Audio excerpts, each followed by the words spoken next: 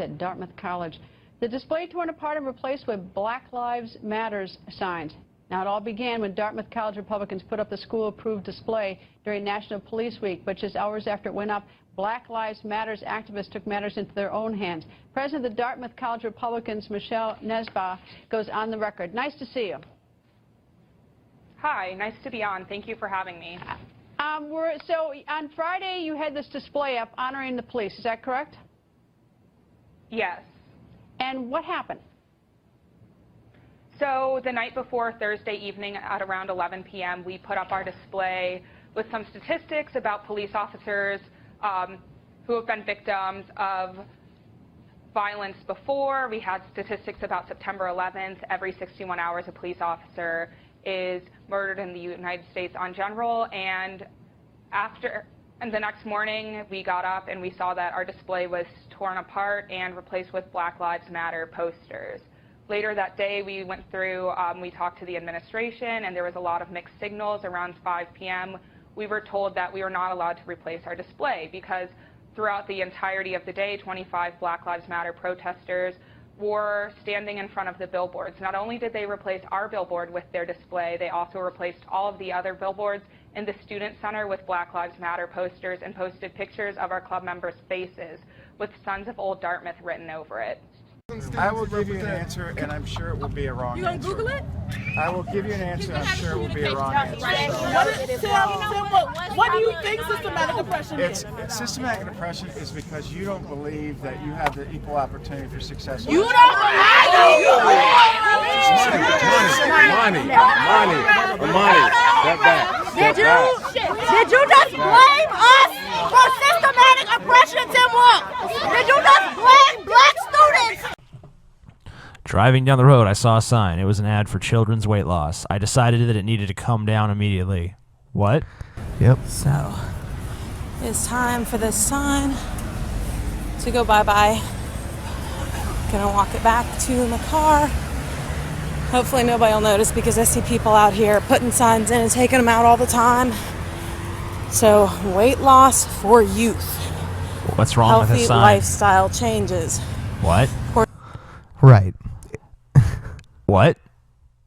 How is she offended by that sign? Will somebody please think of the children? I don't understand. I mean, I literally don't understand. What's the problem? What's the offense here? If they were really healthy, then you wouldn't care about weight loss. What? That wouldn't even be on the sign. So what? I'm going to consider this. What? Yeah. Huh? Yep. But yeah, you heard it. That's what she said. You just heard correctly. Okay. Fuck. Well, keep playing, I guess. Hate speech and. She say hate speech? Yeah, it's hate speech. As an act of protest. An act of protest. Fuck you, small business trying to fucking get ahead.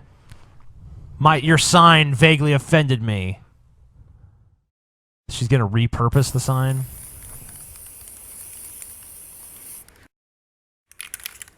So she's offended because she's fat, and she feels like anything that even says weight loss, she should be offended by personally because it's like an insult against her. Right.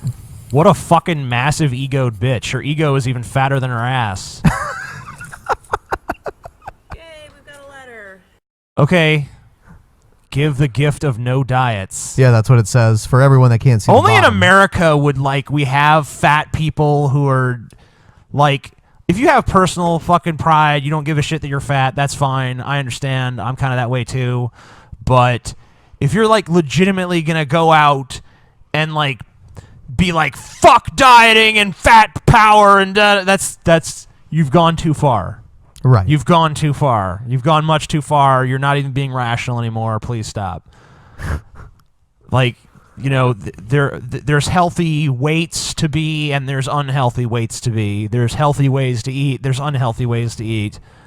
You know, if you want to say I'm disregarding the healthier ways to eat because I personally find this other lifestyle more fulfilling, that's one thing. But don't fucking say, like, everyone should just eat whatever the fuck they want and have no accountability, and if anyone even talks about losing weight, we're going to get pissed. No one should even think about losing weight, and if they do, it should be something they keep to themselves and do in secrecy. It was just a sign on the side of the road. There's probably like hundreds of them in wherever she lives.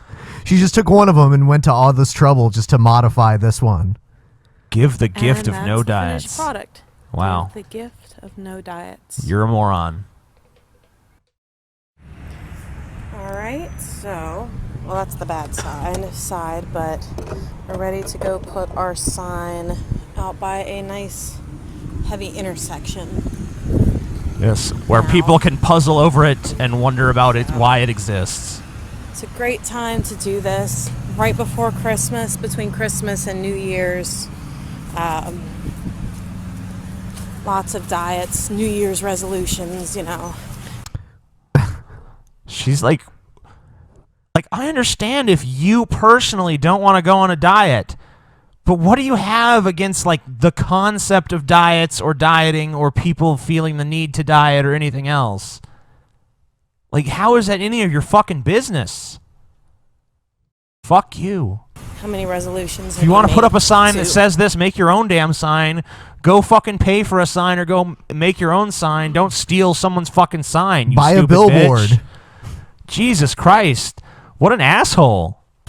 This year I'm going to lose weight, or this year I'm not going to gain any weight, or this year I'm going to get in better shape, meaning this year you want to lose weight. That's a nice place to put a sign. So, Right by the cigarette butts. I'm just going to stick it in the ground there. Right. I understand how signs work. Thanks. Oh, it's maybe not stuck quite right. Apparently you don't. She doesn't have the strength to push it into the ground. Why is she pointing it that way? Wouldn't it make more sense to... I don't know. I guess that makes sense. There we go. Now it's stuck right. Where is it in relation to the road? And that's it. Okay, yeah, that makes sense. Happy holidays. And to everyone who doesn't celebrate holidays, happy winter. Enjoy your time off. What if I don't have winter in my country? Right. Fucking sexist bitch. You're against my country's fucking fatgirlposing.blogspot.com and fiercefatties.com. Fierce fatty. Fat power! Wow. Yep. You're saying that I can't have a hairstyle because of your culture? Why? Because it's my culture. Do you know what bothers me? Do you know it was in Egyptian culture? Are you Egyptian? Nah, bro, I'm not. Are you Egyptian? No, but it doesn't matter. Wait, where's Egypt? Tell me. You know what, girl? Where's Egypt? Dude, girl, you have no right to tell me what I cannot read. Huh? Where's Egypt? Yo, girl, stop touching me right now. Yo, girl, stop touching me right now. Come back. Get off of me. Come back, come back, come back. You put your hands on me, no more. What? Like, you know, makes sense and shit because of what the hair I have? That's no reason, yo. I don't need your disrespect. I don't need your disrespect. Why are you filming this? Just for everyone's safety. It's a frightening and disgusting trend in the world of online gaming. Hackers rewriting code to simulate sexual assault.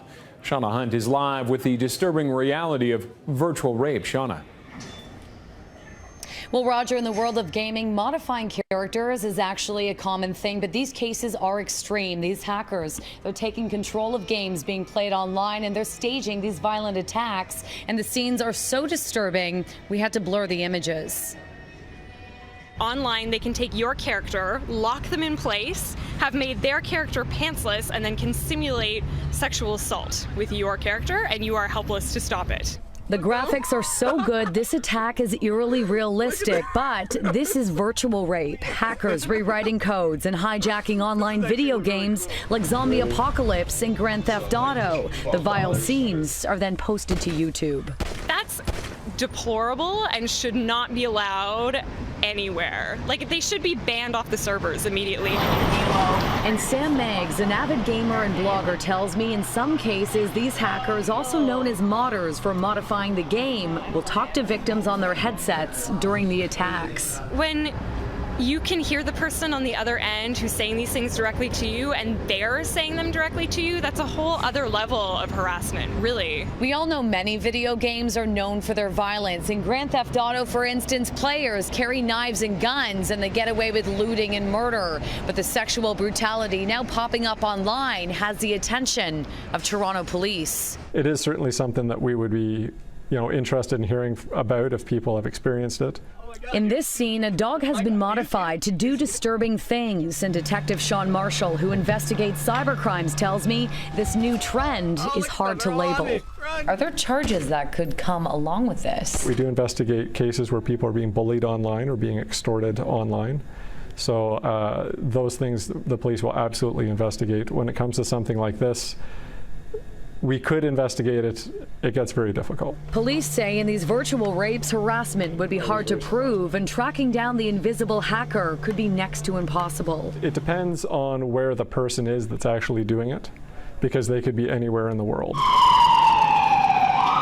Sam Meggs stopped playing online over a year ago because of what she calls a misogynistic mentality that already exists in the world of gaming. And she says these new rape scenes only illuminate that. It's violating, it's triggering for people who have survived assault in the past. It's a visual representation of all that terrible verbal stuff that you get as a woman online. Pretty much any game that you can play online can also be hacked and modified, so we're taking a look at some of the ways that parents can keep their kids from being targeted in their virtual world.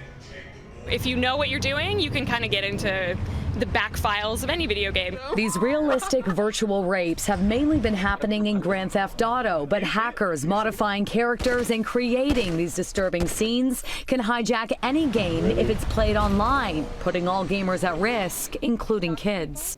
Well, I do think it's interesting because Gavin is in fact presenting what's wrong with masculinity right now. It's this insistence that things have to be a certain way. What does his evidence for that? I'm not insisting anything, you fucking idiot.